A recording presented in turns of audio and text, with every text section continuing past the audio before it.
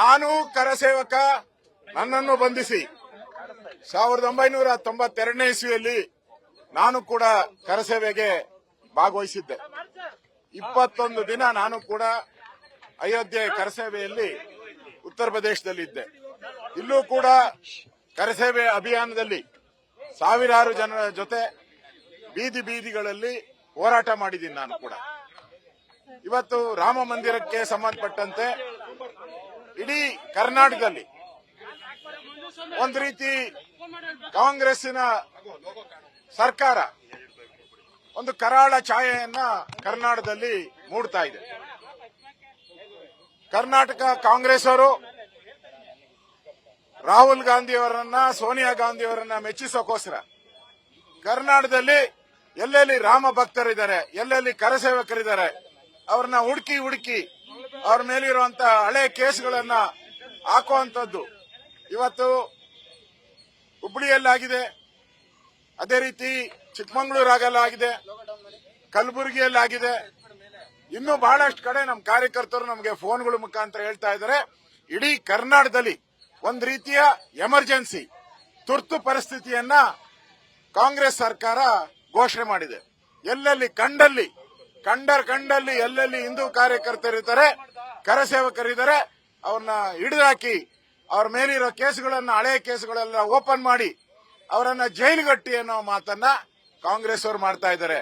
ಇವತ್ತು ರಾಮ ಮಂದಿರ ಏನು ಉದ್ಘಾಟನೆ ಆಗ್ತಾ ಇದೆ, ಈ 22ನೇ ತಾರೀಕು ಈ ಉದ್ಘಾಟನೆಯ ಸಂಭ್ರಮ ಮತ್ತು ಆ ಸೌಂದರ್ಯ, ರಾಮ ಭಕ್ತರ ಮೆರವಣಿಗೆ ಇವೆಲ್ಲನೂ ಕೂಡ ಕಾಂಗ್ರೆಸ್ಸಿನ ತಲೆ ಕೆಡಿಸಿದೆ. ಅದಕ್ಕೋಸ್ಕರ ಸೋನಿಯಾ ಗಾಂಧಿ ಅವರು, ರಾಹುಲ್ ಗಾಂಧಿ ಅವರು ಸೂಚನೆಯನ್ನ ಕೊಟ್ಟಿದ್ದಾರೆ.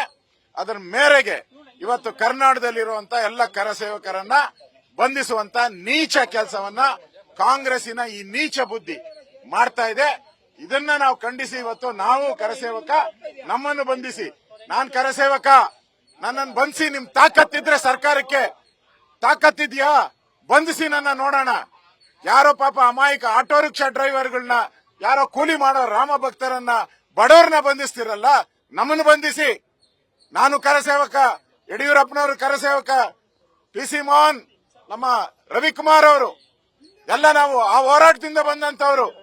ಪ್ರಧಾನಮಂತ್ರಿ ನರೇಂದ್ರ ಮೋದಿ ಅವರು ಕೂಡ ಕರಸೇವೆಯಲ್ಲಿ ಪಾಲ್ಗೊಂಡಿದ್ದಂತವ್ರು. ನಿಮ್ ತಾಕತ್ತಿದ್ಯನ್ರಿ? ಯಾರೋ ಬಡಪಾಯಿಗಳನ್ನ, ಆಟೋ ರಿಕ್ಷಾ ಓಡೋ ಡ್ರೈವರ್ ಅನ್ನ ಪಾಪ ಅವನಿಗೆ ಆಪರೇಷನ್ ಆಗಿ ಓಡಾಡೋ ಸ್ಥಿತಿಯಲ್ಲೂ ಇಲ್ಲ ಅಂತವ್ರ ಮೇಲೆ ನೀವು ಬ್ರಹ್ಮಾಸ್ತ್ರ ಬಿಡ್ತಿರಲ್ಲ, ನಾಚಿಕೆ ಆಗಲ್ವಾ ನಿಮ್ ಕಾಂಗ್ರೆಸ್ ಅವ್ರಿಗೆ? ಎಷ್ಟ್ ಜನ ಬಂಧಿಸಕ್ ನಿಮ್ ತಾಕತ್ತಿದೆ? ಕರ್ನಾಟಕದಲ್ಲಿ ಎಷ್ಟು ಜೈಲಿದೆ ನಿಮ್ದು? ಎಷ್ಟು ಜೈಲಿದೆ? ಆ ಜೈಲುಗಳೆಲ್ಲ ಓಪನ್ ಮಾಡಿ. ಲಕ್ಷಾಂತರ ಕಾರ್ಯಕರ್ತರು ರಾಮನಿಗೋಸ್ಕರ, ರಾಮ ಭಕ್ತರು ಇವತ್ತು ಬರೋಂತದಕ್ಕೆ ಸಿದ್ಧ ಇದ್ದಾರೆ. ನಾವು ಸಿದ್ಧ ಇದ್ದೀರಿ. ಬನ್ನಿ ನೋಡೋಣ, ರಾಮ ಮಂದಿರ ಉದ್ಘಾಟನೆ ಆಗೋ ತಡೆಯಕ್ ಶಕ್ತಿ ನಿಮಗಿದೆಯಾ? ಹಿಡಿಯಾ? ಹುಬ್ಬಳ್ಳಿ ಕೇಸಲ್ಲಿ ಕಿಶೋರ್ ಮೇಲೆ 16 ಕೇಸು ಅಂತೇಳಿ ಪದೇ ಸರ್ಕಾರ ಹೇಳ್ತಾ ಇತ್ತು. ಈ 16 ಕೇಸಲ್ಲಿ 15 ಕೇಸ್ ಈಗಾಗಲೇ ಖುಲಾಸೆ ಆಗಿದೆ ಅಂತೇಳಿ ದಾಖಲೆಗಳು ಸಿಕ್ಕಿರೋದು. ಇದ್ರ ಬಗ್ಗೆ ಏನ್ ಹೇಳ್ತೀರಾ ಸರ್? ನೋಡಿ, ರಾಮ ಮಂದಿರದ ಹೋರಾಟ 1992ನೇ ಇಸ್ವಿ 5ನೇ ತಾರೀಕು ಅವ್ರ ಮೇಲೆ ಕೇಸ್ ಏನಾಯ್ತು, ಅದುವರೆಗೂ ಅವ್ರ ಮೇಲೆ ಕೇಸ್ ಇರಲಿಲ್ಲ. ಆ ಹೋರಾಟದಲ್ಲಿ ಪಾಲ್ಗೊಂಡ್ಮೇಲೆ ಏನೇನ್ ಕೇಸ್ ಸಿಗುತ್ತೋ, ಯಾರ್ಯಾರು ಸಿಗಲ್ಲೋ ಆ ಎಲ್ಲಾ ಕೇಸ್ಗಳನ್ನ ಅವನ ಮೇಲೆ ಹಾಕಿದ್ದಾರೆ. ಯಾವುದನ್ನು ಕೂಡ ಕೋರ್ಟ್ ಅಲ್ಲಿ ದಾಖಲೆ ಪ್ರೂವ್ ಮಾಡಕ್ಕೆ ಅವ್ರ ಕೈಲಿ ಆಗ್ಲೇ ಇಲ್ಲ. ಅಂದ್ರೆ ಒಬ್ಬ ಕರಸೇವಕನಿಗೆ ಎಷ್ಟು ಕಿರುಕುಳ ಕೊಡಬಹುದು ಅಷ್ಟು ಕಿರುಕುಳವನ್ನ ಕೊಟ್ಟಿದ್ದಾರೆ. ನಾನು ಕಾಂಗ್ರೆಸ್ ಅವರನ್ನ ಕೇಳಕ್ಕೆ, ನಿಮ್ಮ ಸೋನಿಯಾ ಗಾಂಧಿ ಮೇಲೆ ಎಷ್ಟು ಕೇಸ್ ಇದೆ? ರಾಹುಲ್ ಗಾಂಧಿ ಮೇಲೆ ಎಷ್ಟು ಕೇಸ್ ಇದೆ? DK ಶಿವಕುಮಾರ್ ಅವ್ರ ಮೇಲೆ ಎಷ್ಟು ಕೇಸ್ ಇದೆ ಹೇಳಿ? ನಿಮ್ ಕಾಂಗ್ರೆಸ್ ಅವರು ಲಕ್ಷಾಂತರ ಜನಗಳ ಮೇಲೆ ಸಾವಿರಾರು ಕೇಸ್ ಇದೆ. ಕ್ರಿಮಿನಲ್ ಕೇಸ್ಗಳಿದೆ, ಅಬ್ಸ್ಟ್ಯಾಂಡಿಂಗ್ ಕೇಸ್ಗಳಿದೆ. ಏನೇನ್ ಕೇಸ್ ಇದೆಯೋ ಎಲ್ಲಾ ಕೇಸ್ಗಳು ನಿಮ್ಮಿದೆ. ಅವ್ರೇನು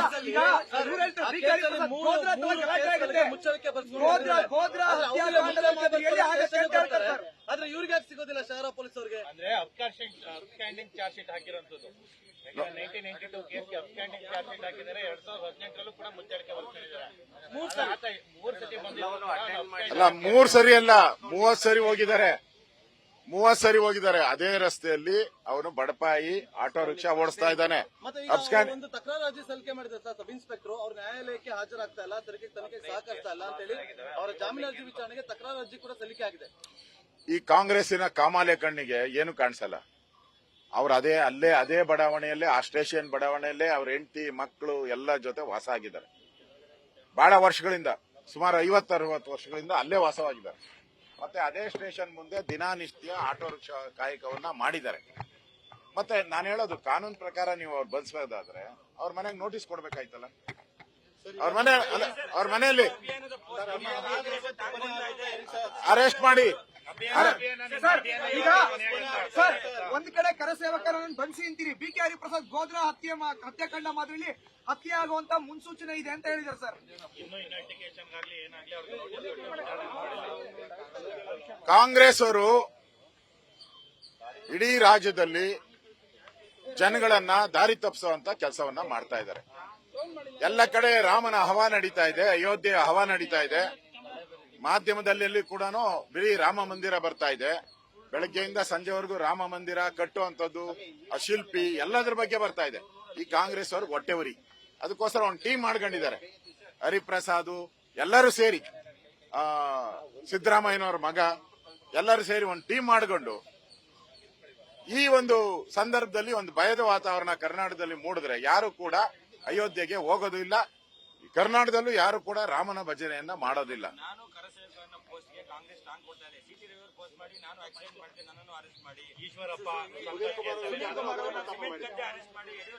ವಿಜೇಂದ್ರ ಅವ್ರಿಗೆ ನಾನು ಚೆಕ್ಕಲ್ಲಿ ಲಂಚ ತಗೊಂಡಿದ್ದೆ, ನನಗೆ ಅರೆಸ್ಟ್ ಮಾಡಿ. ಈ ರೀತಿಯಾಗಿ ಟಾಂಗ್ ಕೊಡ್ತಾ ಇದೆ ಕಾಂಗ್ರೆಸ್. ಹಂಗಾರೆ ರಾಹುಲ್ ಗಾಂಧಿ ಏನ್ ಮಾಡಿದ್ರು? ಜೈಲಿಗೆ ಅವರ ಶಿಕ್ಷೆ ಆಗಿದೆಯಲ್ಲ, ಅದಕ್ಕೆ ಏನ್ ಪನಿಷ್ಮೆಂಟ್ ಕೊಡ್ತೀರಾ? ಹೆರಾಲ್ಡ್ ಹಗರಣದಲ್ಲಿ 500 ಕೋಟಿ ನುಂಗಿದ್ದಾರೆ ಅಂತ ಸೋನಿಯಾ ಗಾಂಧಿ ಅವರು ಬೇಲಲ್ಲಿ ಇದಾರಲ್ಲ, ನ್ಯಾಷನಲ್ ಹೆರಾಲ್ಡ್, ಅದರಲ್ಲಿ ಏನ್ ಮಾಡ್ತೀರಾ? ಶಶಿ ತರೂರ್ ಕೇಸ್ ಏನಾಯ್ತು? ನಿಮ್ದು ಸಾಲು ನಮ್ಮ ಒಂದೊಂದಾಗ್ತೀರಾ ನೀವು. ಸಾಲು ಅಪರಾಧಗಳು ಮಾಡಿರುವಂತ 2G 3G ಕೋಲ್ ಹಗರಣ ಎಲ್ಲ ಯಾರು ಮಾಡಿದವರು ನೋಡಿ. ಒಂದ್ ಹೇಳ್ತೀನಿ, ನಾನು ಒಂದೇ ಫೈನಲಿ ಹೇಳ್ತಾ ಇರೋದು. ಒಂದೇ ನಿಮಿಷ.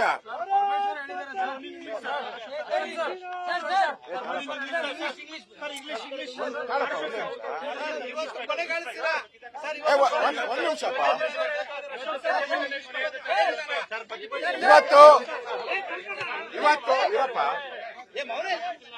ಇವತ್ತು ಒಂದ್ ನಿಮಿಷ ಇರಪ್ಪ, ಒಂದೇ ನಿಮಿಷ.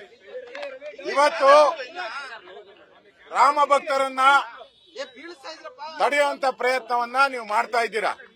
ಹಿಂದೆ ರಾಮರಥದ ಅದ್ವಾನಿಯವರ ರಥಯಾತ್ರೆಯನ್ನ ತಡೆದಂತ ನೀವು, ಲಲ್ಲೂ ಪ್ರಸಾದ್ ಗತಿ ಏನಾಯ್ತು? ಮಲಯಾಮ್ ಸಿಂಗ್ ಯಾದವ್ ಗತಿ ಏನಾಯ್ತು? ಅದೇ ಗತಿ ಕಾಂಗ್ರೆಸ್ ವರ್ಗೂ ಬರ್ತೈತೆ. ಲಲ್ಲೂ ಪ್ರಸಾದ್ ಅನ್ನು ಯಾವ ರೀತಿ ತಡೆದು